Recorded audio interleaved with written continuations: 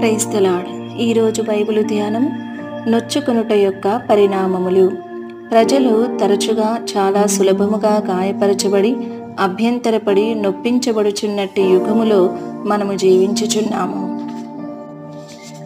మనము ఒకవేళ నొప్పింపబడిన ఎడల వాస్తవముగా మన యొక్క గర్వమే నొప్పింపబడుచున్నదని ఒక పరిశుద్ధుడు చెప్పెను. పారసీక దేశమునందు హామాను ఒక ఉన్నత పదవిలో ఉండెను. అయితే ఒక సామాన్యమైన వ్యక్తి తనకు వంగి నమస్కరించినందున అతని అహంకారము ఎంతగా నొప్పించబడినదో చూడుము. ఎస్తేరు గ్రంథము 5వ అధ్యాయము 11-13 వచనములు చదువుము. నాకు గాయమైనది, రథము త్రిప్పి సైన్యములో నుండి నన్ను అవతలకు తీసుకుని పొమ్మని అపజయము పొంది బతిమాలుకొనిన ఒక రాజు కథను రాజులు రాసిన మొదటి గ్రంథము 22వ అధ్యాయము వివరించుచున్నది. అవును, గాయపరచబడిన వ్యక్తి ఇక మానక ప్రభువు యొక్క యుద్ధములను జరిగించలేడు.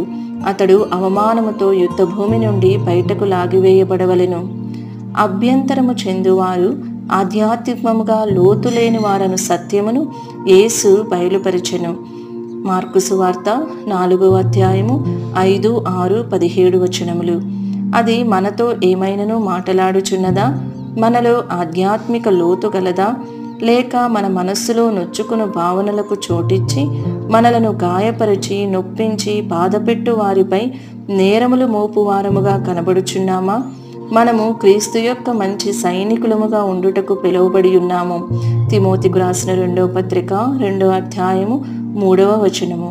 మనము నిత్య జీవము చేపట్టు నిమిత్తము పాపము, ప్రధానులు, అధికారులు, ప్రస్తుత అంధకార సంబంధులకు, లోకనాథులు, ఆకాశ మండలమందున్న దురాత్మల సమూహములకు విరోధముగా పోరాడునట్టి ఒక మంచి పోరాటము మనకున్నది. కావున యుద్ధ భూమిలో నొచ్చుకొనకుండునట్లుగా జాగ్రత్త పడెదము గాక. ఈ వీడియో యొక్క పూర్తి స్క్రిప్ట్ కావాలంటే దయచేసి డిస్క్రిప్షన్లో చూడండి. ఈ వీడియో ఆంగ్లము మరియు హిందీ భాషలలో కావాలంటే ఛానల్ను సబ్స్క్రైబ్ చేయండి మరియు వీడియోలను క్రమంగా అనుసరించండి. Praise the lord.